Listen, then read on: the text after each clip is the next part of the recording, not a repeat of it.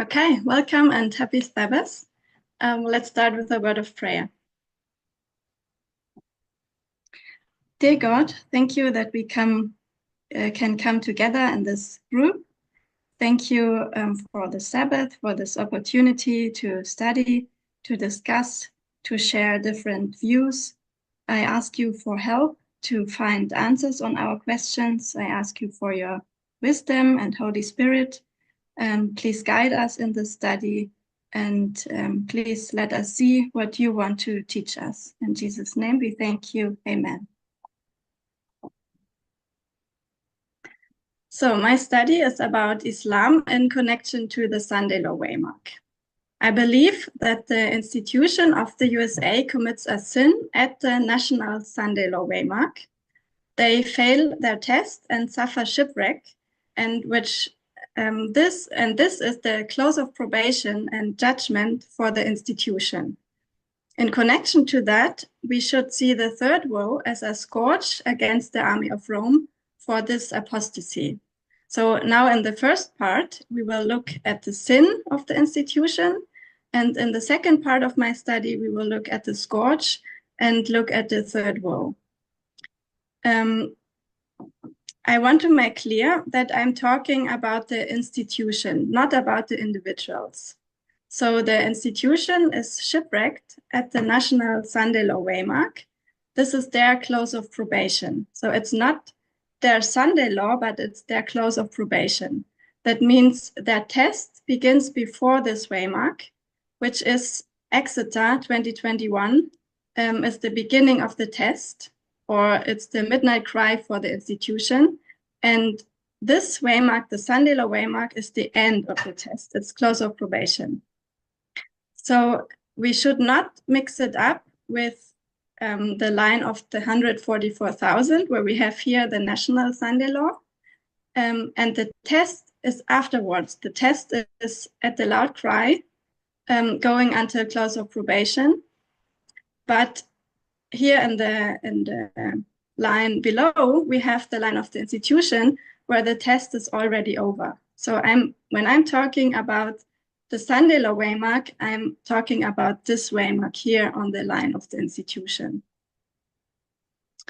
I believe that the waymarks are whole years. Depending on the story, there are different dates within that year. So I think that the third woe should be seen in the year of shipwreck of the institution as a scourge for their apostasy, for their failure, for not passing the test. I think the problem that people have with seeing Islam at the Sunday law is that neither the Bible nor Ellen White give us any information about the third woe. We don't have any of our famous lines that show an event at the Sunday law. And I think it's because it is hidden truth. But we have it in Acts 27, and I believe we have to combine it with Acts 28. We see the east wind not only at 9/11, but we see it also at the Sunday law. And I believe it will empower the second and the third angel's message and confirm our method once again, as it did at 9/11. I already have shown at the camp meeting in France the ship of Acts 28, but many people have not seen this as to be correct. And I think the reason is because Elder Tess has already made an application, and she has put the line, the ship of Alexandria in Acts 28, she has put at the close of probation to the second advent. So she put the first ship of Alexandria of Acts 27 from here before, and then afterwards she puts the second ship of Alexandria from Acts 28 here as a consecutive line. But she also said, what I want to do is lay out a structure without attempting to make any serious application. So I think it does not contradict her when we do another application, a second application for Acts 27, for Acts 28, sorry. I have used X-28 as a third ship. So I'm doing a third line. And it's also, of course, a line of the institution. In this story, we see the same symbols at the 2001 waymark as we see at the Sunday Law waymark. And I will repeat quickly my study. So 1798 is Alexandria. It's the beginning of the ship. The ship of X-28 starts in Alexandria. So it's the beginning of the institution. Then the second waymark is 1989, which is the city or the island of Melita, where the ship stops. And Melita means honey, which is the little book opened.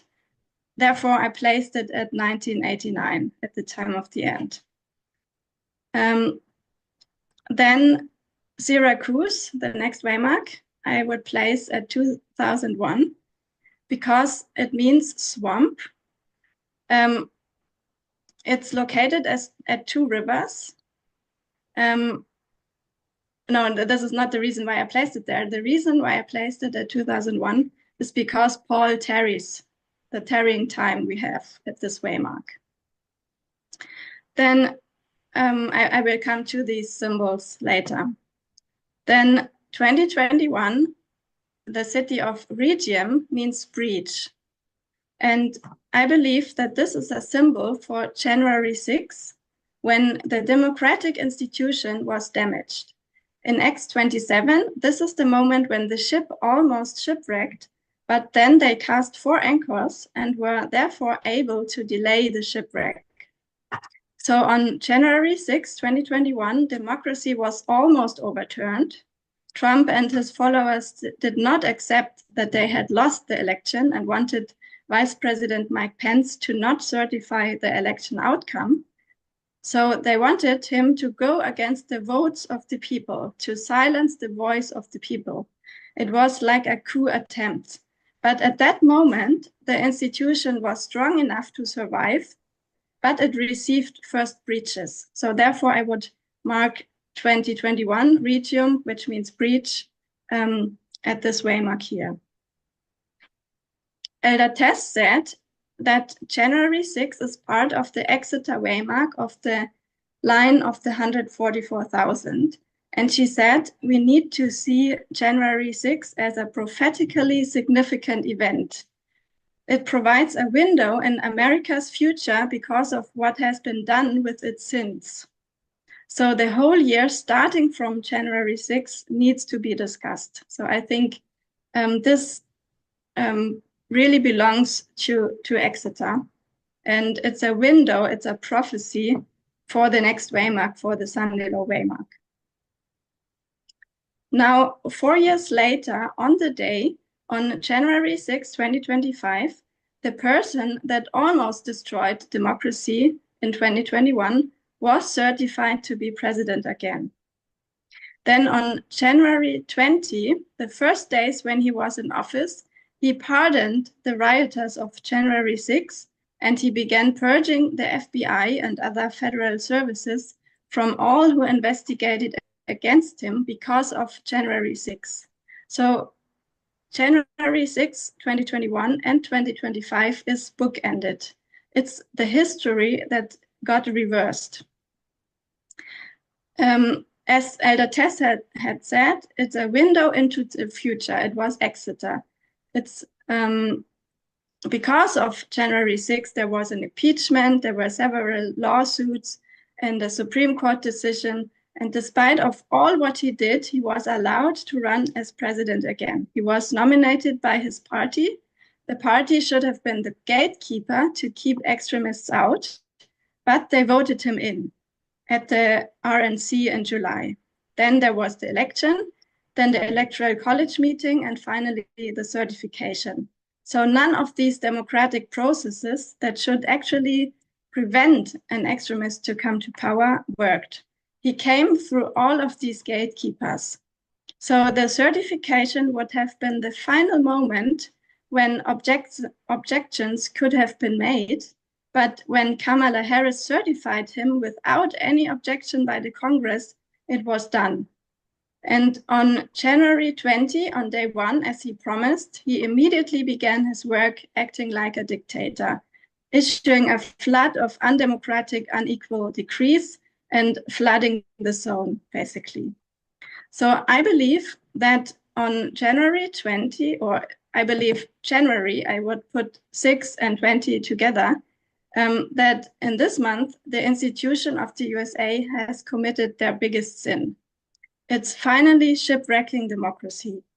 In 2024, it was prepared, but in 2025, it was implemented. And in my opinion, it's not the voters who commit the sin, but it's the institution, the parties, the democratic processes that did not function as gatekeepers anymore. It's not about the individuals at this waymark, here, but it's about the institution. The democratic institution received the mark of the beast because it's shipwreck and it's close of probation for the institution.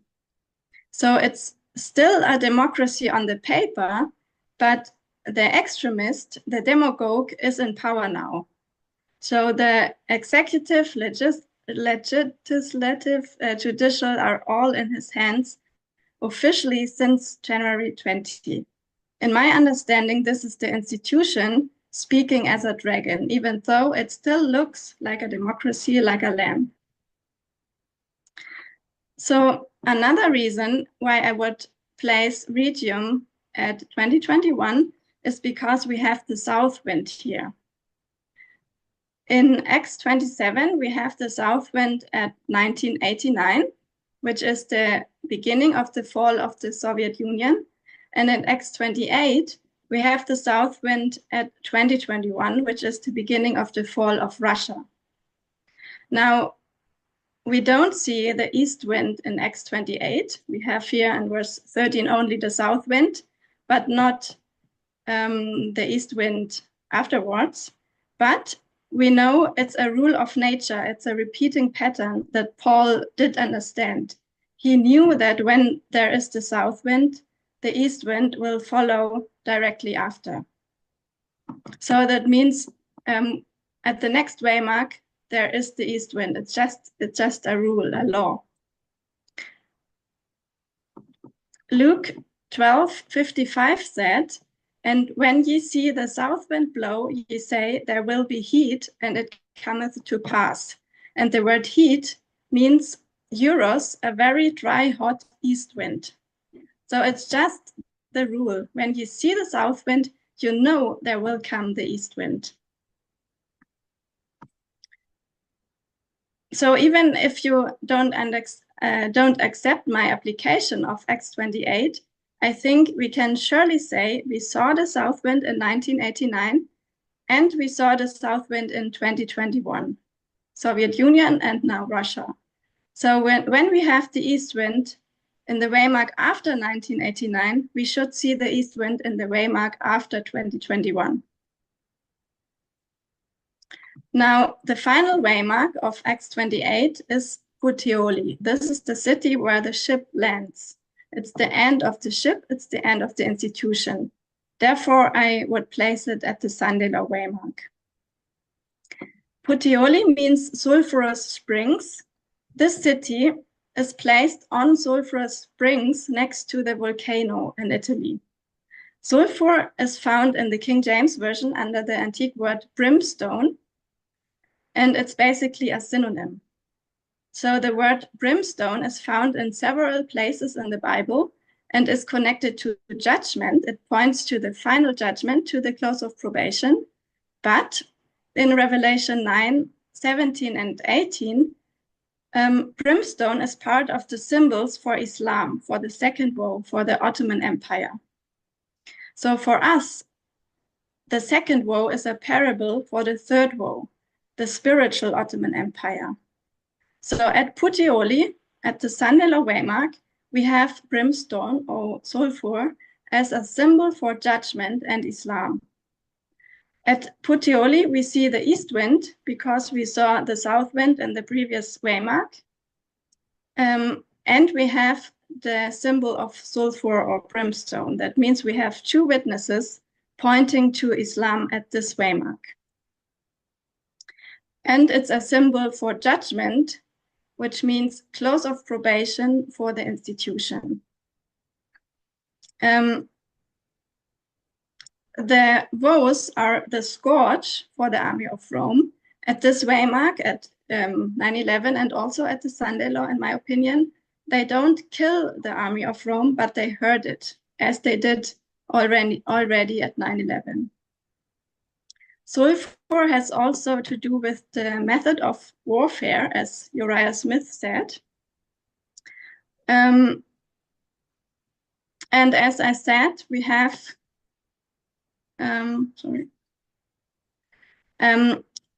we have same symbols or similar symbols at the waymark of Syracuse, which is 2001, and at the waymark of the Sunday Law, which is Puteoli.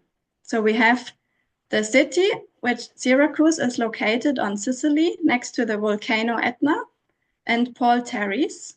Then we have the swamp and we have the two rivers. The city is located at the mouth of two rivers. Then at the Sunday Law waymark at Puteoli, we have the sulfurous spring. We have the city, which is located on the volcano Vesuvius, and also Paul Terrace at this waymark.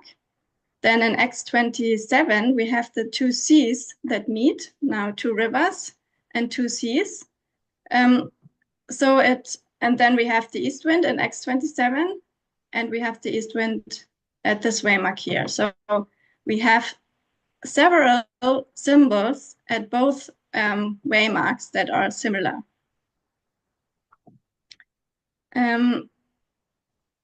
As I said, I believe that a waymark is a whole year. So depending on the story, there are different events within that year. And we saw this in 1798, also in 1989. And I would suggest we have this also in 2001. So it's not only 9/11, but it's also a whole year that needs to be considered. To understand this year, I would like to recommend to rewatch the first 10 minutes of Michael Moore's documentary Fahrenheit 9/11. It begins with the election of 2000 between Al Gore and George W. Bush. He is showing how the Republicans did everything to make sure to win the election. They suppressed voters in a huge scale, and with the brother of Bush, who was governor of Florida, there was a lot of corruption. As the result was so close, they did a recount, which changed the results in favor of Al Gore. But at the end, the Supreme Court decided that the recounting of Florida should stop and that Florida was won by the Republicans. This was a highly controversial decision. And on January 6, 2001, the election result was to be certified. There were several Congress people, especially Black Congresswomen, who brought their objections, but no senator helped them to sign the objection, and therefore the objections were not valid and Congress people were silenced. At the end, Bush was certified as president by the Vice President Al Gore. So Al Gore certified his own defeat. There were two young lawyers who came to Florida and helped Bush in the Supreme Court case and basically to win the election. And these young lawyers were Amy Coney Barrett, John Roberts, and Brett Kavanaugh.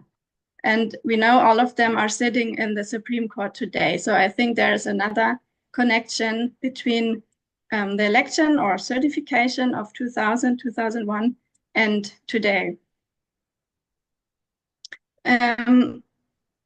So January 6, 2001 was a crucial day for the institution of the USA because they certified someone as president who did not rightfully win the election, as Michael Moore portrays it. Other people did extensive researches about this election and came to the same conclusion. For example, investigative journalist Greg Palast, who did a great documentary about the history of voter suppression. The 2000 election was definitely not fair and free. Many people protested at the inauguration day because they felt that their voices had not been heard. So it's all about voting. It's the most fundamental principle of a democracy to let the people decide who they want as their representatives. Now, George W. Bush, in his first months in office, he did a bad job and did not have much support. The country was very much divided, and Bush had very low approval ratings. But then happened 9/11, and after 9/11, it changed completely. The book, How Democracies Die, explains very good what a demagogue needs in order to consolidate his power. He needs a national emergency as justification for anti-democratic measures. They write here that crises are hard to predict, but their political consequences are not. They facilitate the concentration and very often abuse of power. Wars and terrorist attacks produce a rally round the flag effect in which public support for the government increases, often dramatically. In the aftermath of September 11, President Bush saw his approval ratings soar from 53%, which is very low, to 90%, the highest figure ever recorded by Gallup. So the last sentence here, the combination of a would-be authoritarian and a major crisis can therefore be deadly for democracy. So September 11 is really the turning point. Michael Moore shows first the controversial election and certification of George Bush, and then 9/11. It really looks like cause and effect as he portrays it. We could also say sin and scourge. At the certification of George Bush, the institution committed a big sin, and I really recommend to rewatch the first 10 minutes of this movie. Then 9/11 was the east wind hitting the ship of the institution. Why? Because the east wind is a scourge, and a scourge comes because of a sin. So there must have been a sin before 9/11. And I believe it is the sin that is exposed in Fahrenheit 9/11. It's the sin of damaging democracy in January 2001, bringing a president to power in an unfair election and without the clear majority of the voters. We saw how the USA began to transfer from being the glorious land to becoming the Sunday Law movement. It began in 1979 with the moral majority, the Heritage Foundation, with Reagan, and also with George W. Bush. In my understanding, democracy gets overturned when the voices of the people are silenced, and in other words, it's voter suppression. Then it's not we the people anymore, then it's not a glorious land anymore. The history of the voting rights should not be new to us. Justice Hugo Black said in 1964, "No right is more precious in a free country than that of having a voice in the election." Another justice said, "The right to vote freely for the candidate of one's choice is of the essence of a democratic society, and any restrictions on that right strike at the heart of representative government." And what I believe is so important to note is that the Republicans clearly don't want everybody to vote. Paul Weyrich, the leader of the Heritage, or the founder of the Heritage Foundation, said, "I don't want everybody to vote. Elections are not won by a majority of people." He said, "As a matter of fact, our leverage in the elections quite candidly goes up as the voting populace goes down." So he really wants not everybody to be able to vote because he knows it is bad for the results of the Republicans. A former speechwriter of George Bush said, If conservatives become convinced that they cannot win democratically, they will not abandon conservatism. They will reject democracy. Peter Thiel said that we should not have women voting because they overwhelmingly vote for Democrats. Also, Donald Trump was very open about what he was doing. He said that if you make it easier to vote, a Republican would never be elected again. He said, quote, they had levels of voting that if you would ever agree to it, you would never have a Republican elected in this country again. So in a dictatorship, it's a minority that is ruling over the majority. And the Republicans, they even don't want the votes. They don't want to be voted by the people because then they can be voted out again. Then they depend on the will of the people. So across the USA, Republican lawmakers have introduced hundreds of bills in many states to restrict voter access. The Republican Party has no interest in appealing to a majority of Americans. Instead, they are doubling down on anti-democratic tactics so they can get a minority of votes, but have a majority of power. It's extremely shocking to read how especially votes of women are suppressed in the last years. So when we look back at the election of 2000, in my understanding of all of this, George Bush and the Republicans cheated themselves to power before and after the controversial election of 2000. This was their biggest sin. And at the certification, January 6, 2001, this sin was finally manifested. It begins all by suppressing the votes of the people.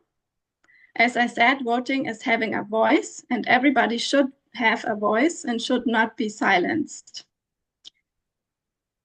So this means for me, pretending to be a lamb, pretending to be a democracy based on equality, on equal rights, but speaking as a dragon, which is speaking as a dictator and living patriarchy instead.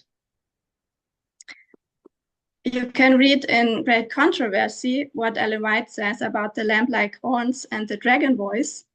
The lamb-like horns and dragon voice of the symbol point to a striking contradiction between the professions and the practice of the nation thus represented. The speaking of the nation is the action of its legislative and judicial authorities. So the sin is controlling the consciences of the people. And I would interpret this as not letting them choose whom they want as their representatives, which is in other words, suppressing their votes and ruling over them against their will. As already explained, we had an election in 2000 that was not free and fair. We had the election of 2016 that was not free and fair. Hillary had won the popular vote, and she would have won if there wasn't Russian interference. Then we had the election of 2020 that was not free and fair. Biden won, but nevertheless, there was cheating by the Republicans. That's why Trump did not believe the results and wanted to find the votes. It's not a conspiracy that they had problems with the votes counting computers and software. And there was definitely voter suppression. But the cheating was on the side of the Republicans and not of the Democrats. But the Republicans just did not have enough success in order to win. So the Republicans issued hundreds of laws that made it more difficult for minorities to vote. And why should they do this if they would win fairly and freely anyway? So I know we are in the Sunday law, and I know the world is sexist and patriarchy is ruling. I know that a woman could have never won the election at the Sunday law, but it's not, in my opinion, because she doesn't get votes. It's because the whole system is corrupted. The Republicans will never let a woman into power And this is the test for the institution, not for the people, not for the voters. It's the institution that failed the test. Now, the election of 2024, it was exceptional because the results were so quickly published. It was such a clear win for Trump. He won clearly also the popular vote. The Democrats and the media all agreed that it was a fair and free election. It looked like the people clearly wanted Trump and Harris had no chance. It looked like democracy was strong. In the movement, many said, yes, that's what we expected. At the Sunday law, the majority will vote for a man, for Trump, and a woman can never win this election. But to be honest with you, I don't believe that this is true because the Republicans win by cheating. We have examples from history. We know the hundreds of voter suppression laws. We know gerrymandering. We know how the Republicans manipulate and cheat.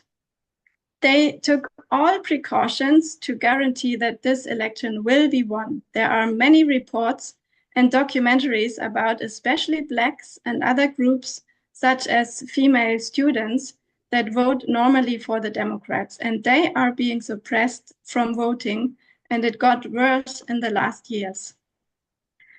The definition of a fair and free election, according to Wikipedia, is that it's a fair count of eligible voters who cast a ballot. It's a lack of electoral fraud or voter suppression and acceptance of election results by all parties. So just with the voter suppression laws, the election was not fair by definition. Also, when we look at the character of Trump, he wins by cheating all his life. So why should he win the biggest thing in his life by being fair and honest? It just cannot be the case. The historian Heather Cox Richardson said in 2020, you don't take away the drop boxes if you think that people want the policies that you are advocating. You don't suppress the vote if you think what you are doing is popular. You don't try and shut people up if you think that they are going to be speaking for you.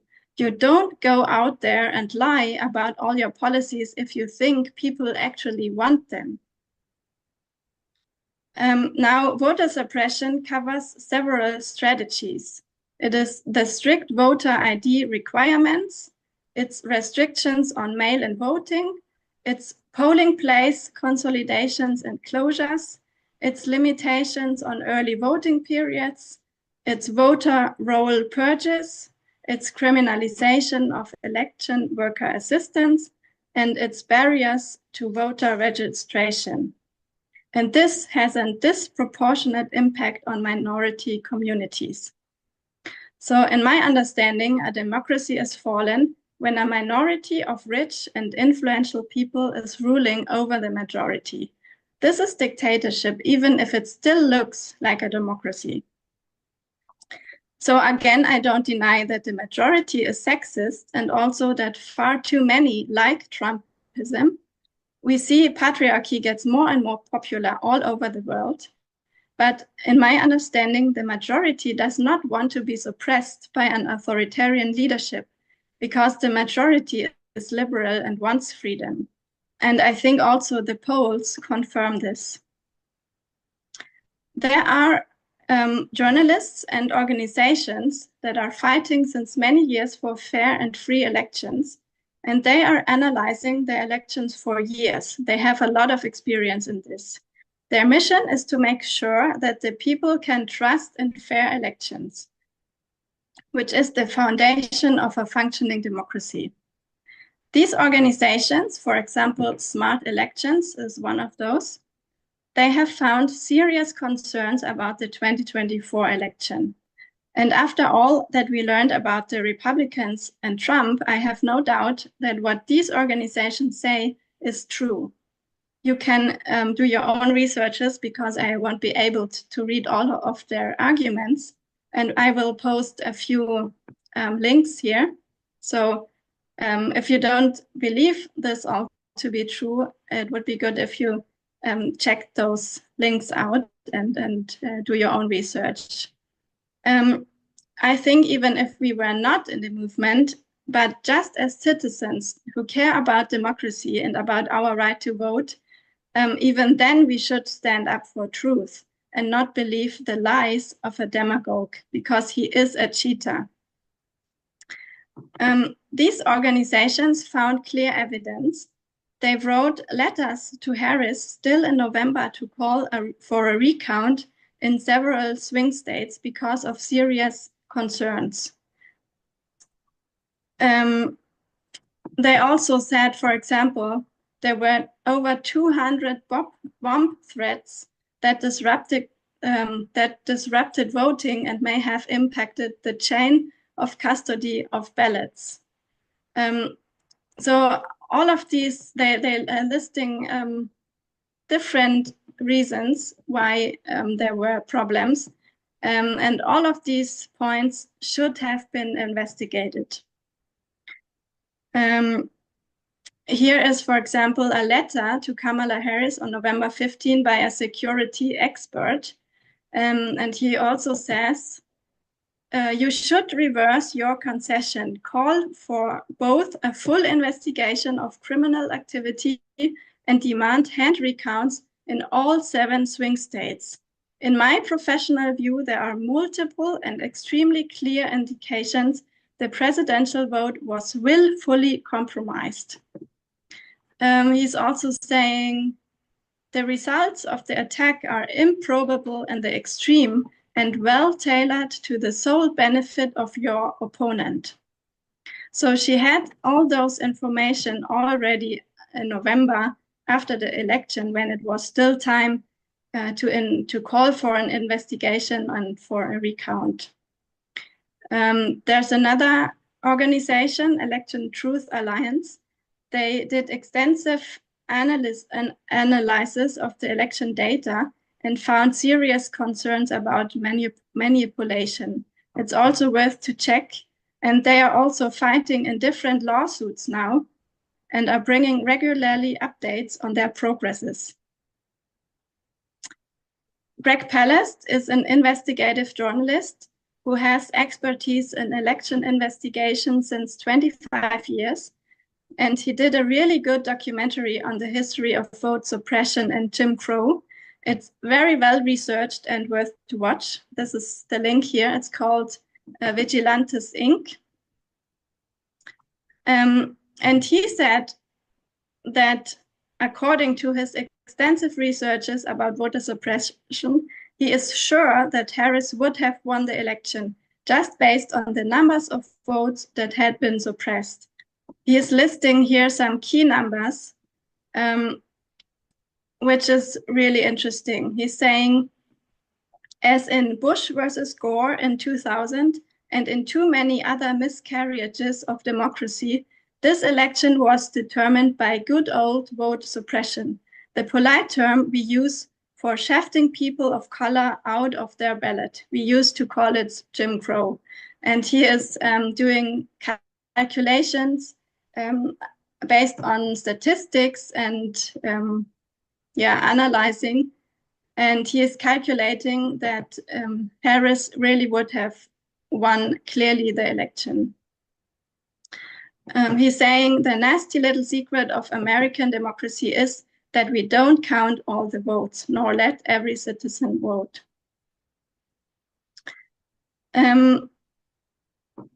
He's also writing that since the 2020 election, at least 30 states enacted 78 restrictive laws to blockade voting. Here on the bottom, if these vote suppression laws had no effect on election outcomes, then why did GOP legislators fight so hard to pass these laws? The answer is clear on the Brennan Center's map of states that passed restrictive laws. It's pretty much Trump's victory map. So this is the map here. All those blue-colored states passed those restrictive voting laws between 2021 and 2024. And basically all of those laws Trump got in the 2024 election. again, Heather Cox Richardson, she said that since 2021, 34 states cut back on voting rights. And we look at 2024 and people say, well, you know, why didn't Black people show up for 2024? And they don't put that together with the fact that we have had these voter suppression laws. And these have been going into play in America, as I say, since 1986.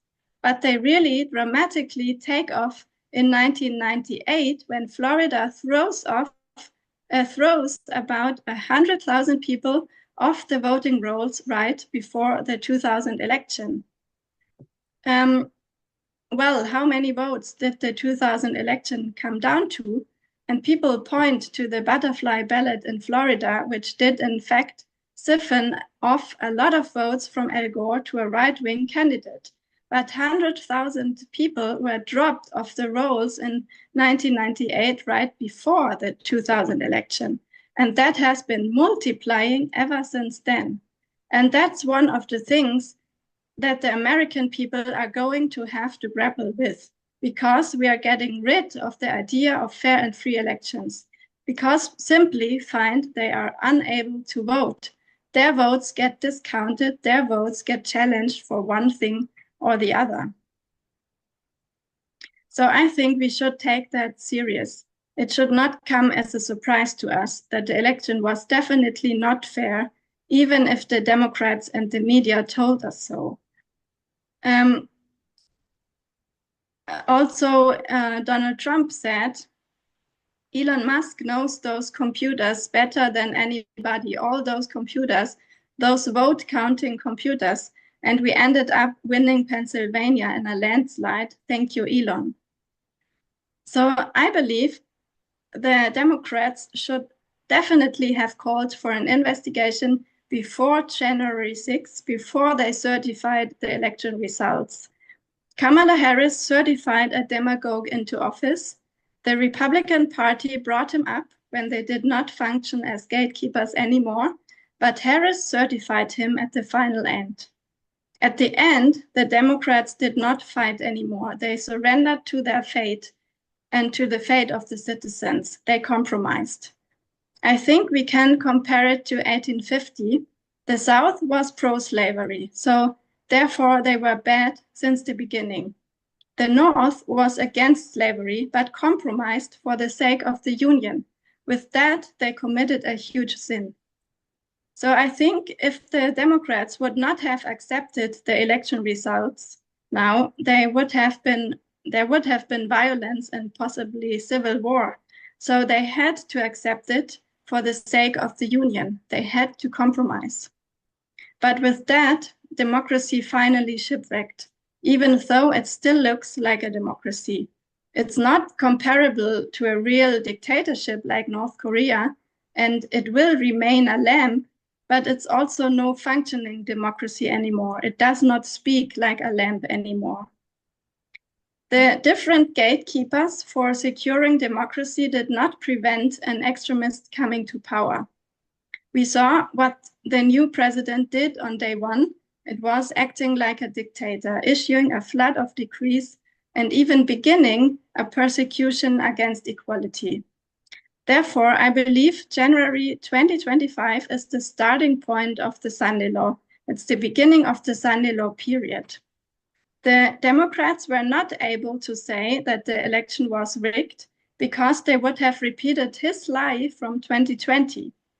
They assured back then that the vote counting systems worked well, so they could not admit now that there was definitely security breaches and that this should be investigated. Trump made it so clever in spreading the narrative of a stolen election back then. He already made it so the Democrats could not use the same phrase 4 years later when the election was indeed stolen by him. It was a very clever strategy and it worked perfectly. The rule number 1 in the narcissist playbook is blame victims for what you yourself are guilty of. So he cheated in 2020 already, but he still lost. That's why he refused to believe the result. Imagine if he had lost 2024 again. He was convicted of several crimes. Elon Musk said, "We have to win or we go to jail." So they just could not leave that outcome to the voters. So what should we do now with this? We could say that we trust the mainstream media and not those independent journalists or organizations. We can say they are spreading a conspiracy of a rigged election and repeating the conspiracy that Trump spread 4 years earlier. But I would argue that we are living in an information warfare. We know that the media is not so independent anymore. We already saw that, for example, Jeff Bezos changed the Washington Post. And as I said, the Democrats will not admit that the election was not fair. There is no way back for them. Both parties failed completely. So we rely on those organizations who are doing a great and brave work to research and find the truth, to reveal what is really happening behind the curtains. And you can do your own researches and read those sources, check the numbers. And I think we should believe them instead of believing the lie of Trump. Also, Daniel 11:23 says that the king of the north works deceitfully. This is just his character. Now, I'm almost done now. Based on Acts 27 and 28, I was certain that Trump will not be elected by the majority of the people, but that he will be nevertheless certified as president. The majority would vote for Harris, but they will not let her into power. Instead, Trump will be certified. Now, January 6, 2001 was pointing to January 6, 2025. A president was certified that was not elected in a fair and free election. Now, in 2024, we had Trump as a clear winner already on November 5. But that's only because they made it so clever and prepared it in advance. They knew another insurrection and violence would not be successful because the Democrats were prepared for that. So the election result looked as if the majority wanted him, but this is a great deception in my opinion. By definition, it's a lie that the election was free and fair. So in summary, the sin of the institution at the Sunday law of both parties was committed on January 6, 2025. And I want to clarify that I'm talking about the line of institution here.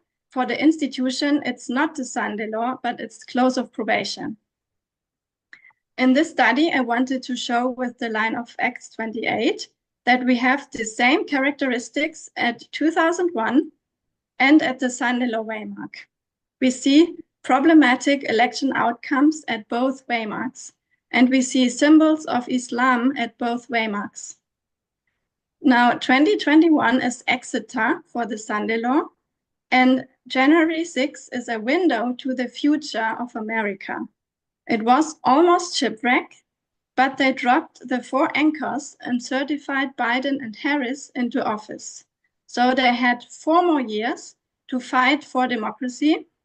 And also the Republicans had 4 years to prepare the takeover of the government. Now, voter suppression is the big fundamental sin of a democratic country, of the glorious land pretending to uphold democracy while speaking as a dragon. It's a direct attack against equality. It's not only against Black people, but also against women.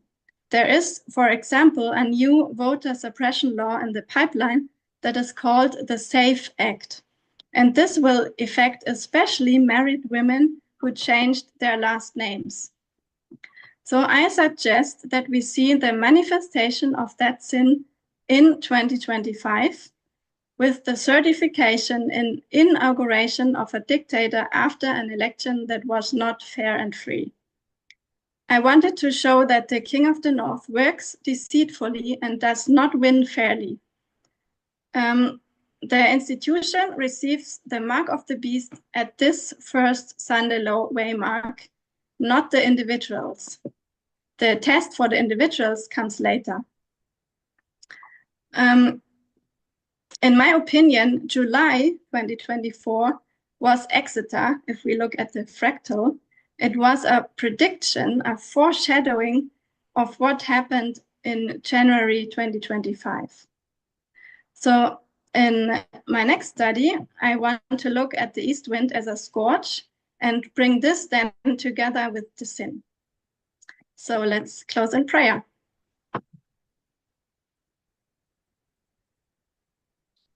Dear God, I thank you that we could discuss about these things, that I could share my views. I ask you for help when we share our opinions, when we try to answer questions. I ask you for wisdom and help that we can see how this will all fit together and how the Sunday law waymark really looks like and what you want to show us about this important waymark. Please help us and guide us in the coming hours of the Sabbath day. In Jesus' name, thank you. Amen.